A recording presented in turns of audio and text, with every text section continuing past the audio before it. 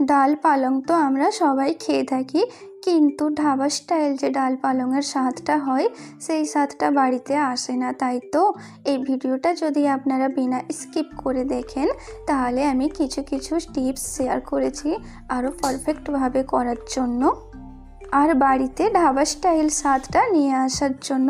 তো চলো রেসিপি দেখে নেওয়া যাক। তার আগে সাবস্ক্রাইব করে পাশে থাকার অনুরোধ রইল।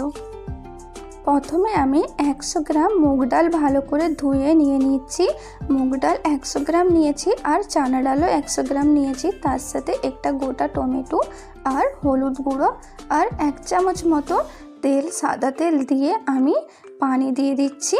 পানি আমি এখানে 3 বাটি দিচ্ছি। যেই বাটিতে আমি ডাল নিয়েছি সেই বাটি 3 বাটি পানি দিয়ে আমি ভালোভাবে মিক্স করে প্রেসার কুকারে 2টো সিটি দিয়ে সেদ্ধ করে নেব।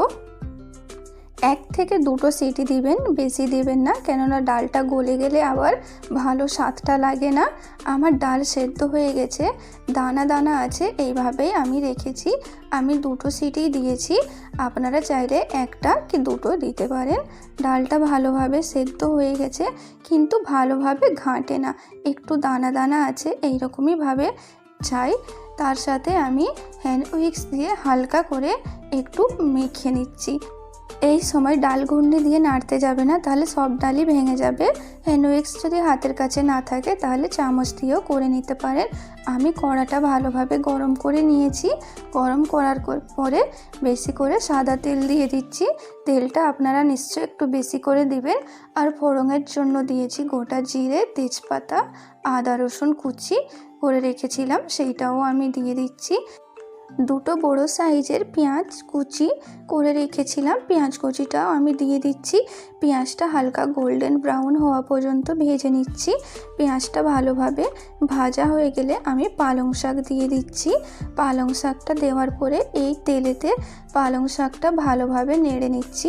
এই সময় কিছুতেই নুন দেবেন না, নুন দিলে পালং শাক থেকে পানিটা বেরিয়ে যাবে আর ভালোভাবে ভাজা হবে না। পালং শাক দেওয়ার পরে তারপরে আমি এখানে লঙ্কার গুঁড়ো আর হলুদের গুঁড়ো, স্বাদ মতো নুন দিয়ে দিচ্ছি। দেওয়ার পরে ভালোভাবে একটু নাড়াচাড়া করে নেব। পালং শাকটাও ভাজা হয়ে গেছে আর 1 মিনিটের মতো ঢাকা দিয়ে রেখে দিচ্ছি। যেহেতু শাকটা তাড়াতাড়ি সেদ্ধ হয়ে যায় তাই বেশিক্ষণ ঢাকা দিয়ে রাখার দরকারই নেই। শাকটা হালকা সেদ্ধ হয়ে গেছে, এরপরে আমি গরম মশলার গুঁড়ো দিয়ে দিচ্ছি। গরম মশলার গুঁড়ো দেওয়ার পরে ভালো করে নাড়াচাড়া করে আমি ডালটা দিয়ে দিচ্ছি। যেই ডালটা আমি সেদ্ধ করে রেখেছিলাম ডালটা আমি এখানে দিয়ে দিচ্ছি। দিয়ে ভালোভাবে একটু নাড়াচাড়া করে নিচ্ছি। কত সুন্দর ডালের কালার এসছে টমেটো দেওয়ার ফলে, আর ডাল দেখতেও খুব সুন্দর লাগছে।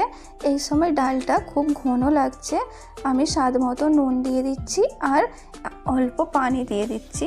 আপনারা পানি কম বেশি করে নিতে পারেন। ভিডিওটা যদি আপনাদেরকে ভালো লাগে অবশ্যই লাইক করে দিবেন একটা। তার সাথে আমি দিয়ে দিলাম কাসুরি মেথি। ধাবাতে যে ডাল আমরা খেয়ে থাকি তাতে কাসুরি মেথি দেই, আর ডালের স্বাদ ব্যালেন্স রাখার জন্য অল্প চিনি দিয়েছি। চিনিটা আপনারা নিশ্চয়ই দিবেন। চিনি আর কাসুরি মেথি দেওয়ার ফলে ডালেতে আরও স্বাদটা বেশি হয়। এই সময় ডালটা একটু চাপা দিয়ে রেখে দিচ্ছি 2 মিনিটের মতো। 2 মিনিট পরে দেখছি ডালের ঘনটাও ঠিক আছে। এইরকমভাবেই পুরোটাই আমার দরকার।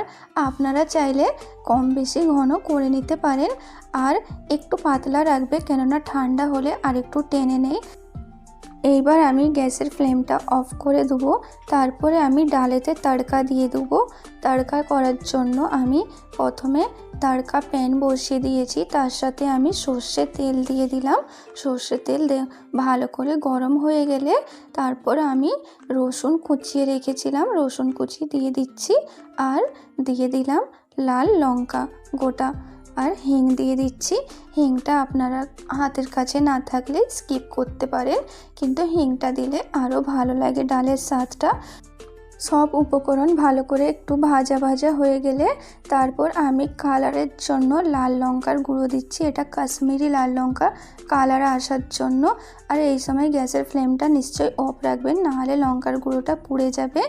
দিয়ে ডালেতে আমি তাড়কা দিয়ে দিচ্ছি। এই তাড়কাটা দেওয়ার পরে ডালটা খেতে আরও সুন্দর লাগে আর স্বাদটা বেড়ে যায়। আপনারা যদি ধাবা স্টাইলের স্বাদটা পেতে চান তাহলে নিশ্চয়ই ডালে তাড়কা দিতে ভুলবেন না। আর এই সময় যদি তাড়কার সাথে যদি আপনারা একটা গোটা এলাচ দিয়ে দেন তেলেতে, তাহলে আরও ভালো লাগে। কত সুন্দর কালার এসছে ডালের। এইভাবে আপনারা যদি বাড়িতে তৈরি করেন তাহলে আশা করি আপনাদেরকেও এই ডালটা খুব ভালো লাগবে খেতে। নিউ চ্যানেল স্টার্ট করেছি, নিশ্চয়ই একটু ভালোবাসা দিয়েও।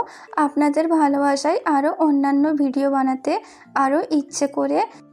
আমি দুবার ধরে তাড়কা দিলাম, প্রথমেরটা তো আপনাদেরকে দেখিয়েছি ভিডিও।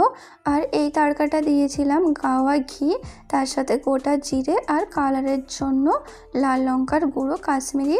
আপনারা চাইলে প্লেন লঙ্কার গুঁড়োও দিতে পারেন। সরি, এই ভিডিওটা আমার ডিলিট হয়ে গেছে, তাই জন্য আপনাদেরকে দেখাতে পারলাম না। আজকের ভিডিওটা আমি এখানেই শেষ করলাম। আরও অন্যান্য রেসিপি যদি দেখতে চান তাহলে নিশ্চয়ই কমেন্ট করে জানাবেন। আল্লাহ হাফিজ, ভালো থাকুন, সুস্থ থাকুন। বাড়িতে ভালো খাবার বানিয়ে সবার সাথে শেয়ার করুন।